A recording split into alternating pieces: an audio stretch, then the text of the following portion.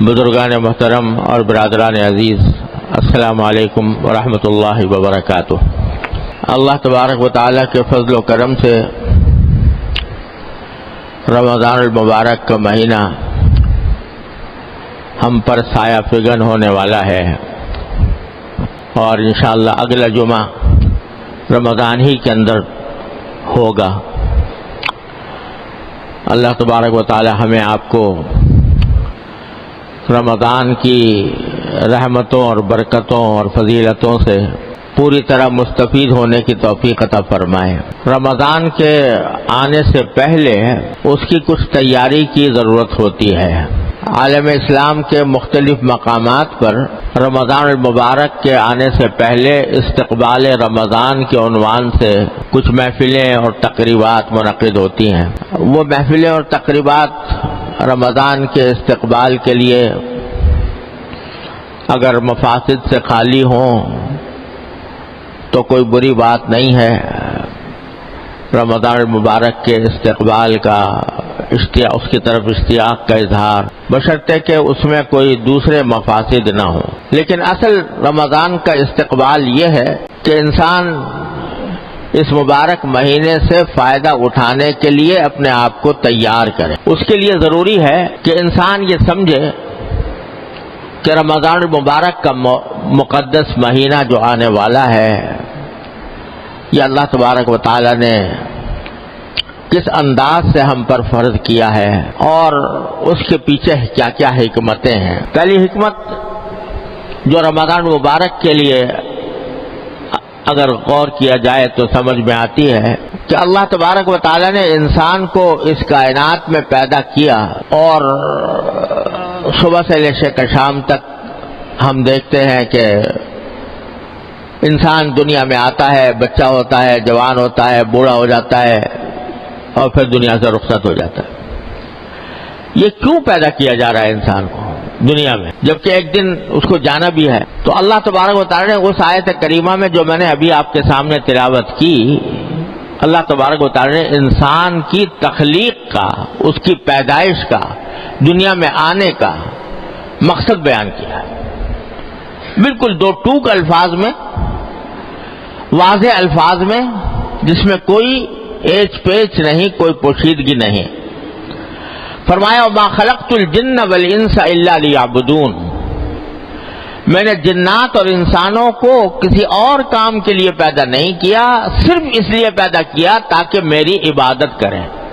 میری بندگی کریں۔ تو اللہ تبارک و تعالیٰ نے دو ٹوک الفاظ میں انسان کے اس دنیا میں آنے کا مقصد یہ بتا دیا کہ اللہ تبارک و تعالیٰ کی عبادت۔ سوال پیدا ہوتا ہے کہ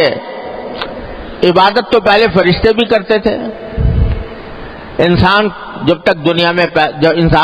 دنیا میں نہیں بھیجا گیا تھا، پیدا نہیں کیا گیا تھا، تو فرشتے بھی اللہ تعالیٰ کی عبادت میں لگے ہوئے تھے۔ چنانچہ جب اللہ تبارک و تعالیٰ نے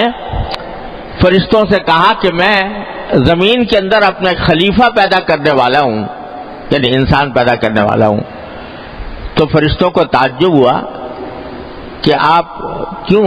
پیدا کر رہے ہیں؟ نحن نسبح بحمدک ونقدس لک، ہم تو اسی کام میں لگے ہوئے ہیں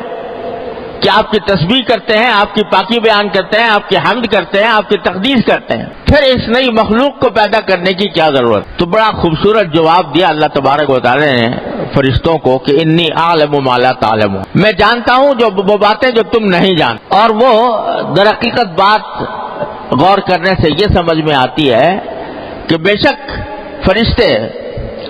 عبادت میں لگے ہوئے تھے، اللہ تعالیٰ کی تسبیح و تقدیس میں لگے ہوئے تھے، لیکن ان کو اللہ تعالیٰ نے پیدا ہی اس لیے کیا تھا کہ وہ اس کی تسبیح و تقدیس میں لگے رہیں۔ ان کے اندر اللہ تبارک و تعالیٰ نے گناہ کرنے کی، غلطی کرنے کی، غلطی کرنے کا کوئی مادہ ہی نہیں رکھا تھا۔ نہ ان کو بھوک لگتی، نہ ان کو پیاس لگتی، نہ ان کے دل میں جنسی خواہش پیدا ہوتی، نہ وہ گناہ کرنے پر قدرت رکھتے ہیں۔ اللہ تعالیٰ کی نافرمانی پر ان کو قدرت ہی حاصل نہیں، پیدا اس طرح کیا گیا۔ لیکن انسان کو پیدا کرتے ہوئے اللہ تبارک و تعالیٰ نے انسان کو ایسا بنایا کہ فَأَلْهَمَهَا فُجُورَهَا وَتَقْوَاهَا، اس کے اندر دونوں قسم کے مادے رکھ دیے، گناہ کا بھی اور اطاعت کا بھی، دونوں قسم کے مادے انسان کے اندر موجود ہیں۔ بھوک اس کو لگتی ہے، پیاس اس کو لگتی ہے، جنسی خواہش اس کو پیدا ہوتی ہے، اور خواہشات کا ایک اچھا خاصا لامتناہی سلسلہ ہے جو انسان کے دل میں پیدا ہوتا رہتا ہے۔ یہاں اللہ تبارک و تعالیٰ کو ایسی مخلوق پیدا کرنی تھی کہ جو گناہ کر سکتی ہے لیکن اللہ تبارک و تعالیٰ کے حکم کی اطاعت میں کرتی نہیں۔ فرشتے تو وہ مخلوق تھے کہ گناہ کر ہی نہیں سکتے تھے، اللہ تعالیٰ کی نافرمانی کا ان کے اندر مادہ ہی نہیں تھا، لیکن انسان کو پیدا کرتے ہوئے اللہ تبارک و تعالیٰ نے اس کے اندر دونوں مادے رکھ دیے، اور یہ اس کو ایک آزمائش میں مبتلا کیا کہ گناہ کا راستہ بھی تمہارے لیے کھلا ہوا ہے اور ثواب کا راستہ بھی کھلا ہوا ہے۔ اب تم اپنی اختیار سے اپنی سمجھ کو کام میں لے کر اگر گناہ کے راستے کو چھوڑو گے اللہ تبارک و تعالیٰ سے ڈر کر اور اللہ تبارک و تعالیٰ کی اطاعت کے خیال سے اور ثواب کا راستہ اختیار کرو گے تو تم فرشتوں سے آگے نکل جاؤ گے، فرشتوں سے آگے نکل جاؤ گے، کیونکہ فرشتے گناہ پر قدرت نہیں رکھتے، اگر وہ گناہ سے بچ جائے تو ان کا کوئی کمال نہیں، لیکن انسان کے اندر گناہ کی صلاحیت موجود ہے، اس کے باوجود وہ گناہ نہیں کرتا، اس کے اندر نافرمانی کی صلاحیت موجود ہے مگر نافرمانی نہیں کرتا، اللہ تعالیٰ کی اطاعت میں زندگی گزارتا ہے، تو پھر اس کا مقام فرشتوں سے آگے بڑھ جاتا ہے۔ اس لیے ہم نے باری تعالیٰ فرماتے ہیں میں نے پیدا کیا جنات کو اور انسان کو اس کام کے لیے، صرف ایک کام کے لیے ہے، ما خلقت الجن والانس، میں نے جنات اور انسانوں کو پیدا نہیں کیا الا لیعبدون، مگر ایک ہی کام کے لیے ہے کہ وہ میری عبادت کریں۔ اب عبادت کا جو اصل مفہوم ہے وہ تو یہ ہے کہ انسان اللہ تعالیٰ کے سامنے سجدے کرے، رکوع کرے، نماز پڑھے، اس کا ذکر کرے، اس کے کلام کی تلاوت کرے، اللہ تبارک و تعالیٰ کے ذکر میں اپنی زندگی گزارے، اصل عبادت تو یہ ہے۔ لیکن اللہ تبارک و تعالیٰ نے اپنے فضل و کرم سے انسان کے لیے ایک آسانی یہ پیدا فرما دی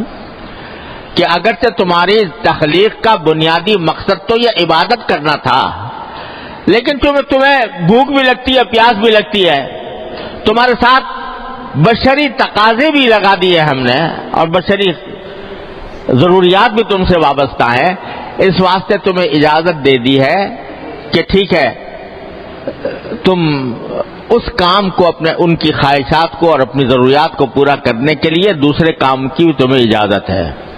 روزی کمانے کی تمہیں اجازت ہے، تجارت کی تمہیں اجازت ہے، زراعت کی تمہیں اجازت ہے، اور کہیں اگر ملازمت کے ذریعے روزی کمانی ہو تو اس کی تمہیں اجازت ہے۔ یہ اجازت دے دی ہے تمہاری ضروریات کو مد نظر رکھتے ہوئے، یعنی اصل تقاضا تو یہ تھا کہ جب پیدا کیا تھا صرف عبادت کے لیے تو آدمی دن رات صبح شام، صبح سے لے کر شام تک مسلسل عبادت ہی میں لگا رہے اور کوئی کام نہ کرے، لیکن چونکہ ساتھ انسان کی ضروریات وابستہ ہے لہذا اجازت دے دی کہ بھائی تجارت بھی کر لو، روزی کمانے کے لیے کوئی بھی طریقہ اختیار کر لو، حلال طریقہ، لیکن اس طرح کرو کہ رجال اللہ تلیہم تجارت ولا بیع عن ذکر اللہ، ایسے بن جاؤ کہ تمہاری تجارت ہو یا تمہاری خرید و فروخت ہو یا ملازمت ہو یا کوئی بھی کام ہو وہ اللہ کی یاد سے تمہیں غافل نہ کرے۔ تجارت کرو مگر اس طرح کرو جیسے اللہ نے بتایا، ان حدود میں کرو جو اللہ تعالی نے قائم کیا ہے، حلال اختیار کرو، حرام سے بچو، اور تجارت میں منہمک ہو کر اللہ کو بھول نہ بیٹھو۔ رجال اللہ تلہیہم تجارت ولا بیع عن ذکر اللہ، چنانچہ جب تجارت کے عین درمیان وقت آ جائے اللہ تعالیٰ کی طرف سے پکار ہو حی علی الصلاح حی علی الفلاح، تو پھر اس کو چھوڑ کے نماز کی طرف چلے جاؤ۔ تو کچھ پابندیوں کے ساتھ تمہیں یہ سارے کام دنیا کی ضروریات پوری کرنے کی اجازت ہے، یہ اجازت دے دی۔ اب انسان ہوتا یہ ہے کہ جب اجازت مل گئی، تجارت کی اجازت مل گئی، ملازمت کی مل گئی، کاشتکاری کی مل گئی، اور اپنے دوست احباب کے ساتھ ملاقاتیں کرنے کی مل گئی، ان کے ساتھ خوش طبعی کی اجازت بھی مل گئی، تو اب انسان جو ہے بسا اوقات اس میں اتنا منہمک ہو جاتا ہے اس کام میں کہ اللہ تبارک و تعالیٰ کو یاد کرنے اور اس کے ذکر کا جو حق تھا وہ ادا نہیں ہو پاتا۔ صبح سے لے کے شام تک ایک ہی دماغ پر چکی چل رہی ہے کہ کس طرح میں اپنے پیسوں میں اضافہ کروں، کس طرح اپنے عیش و آرام میں اضافہ کروں، دن رات اسی فکر میں انسان بدمست ہے۔ تو اس کا نتیجہ کیا ہوتا ہے کہ عبادت کا جو اصل کام تھا وہ پیچھے رہ گیا، اور یہ جو ضروریات کی وجہ سے جن چیزوں کی اجازت دی گئی تھی وہ آگے آ گئی۔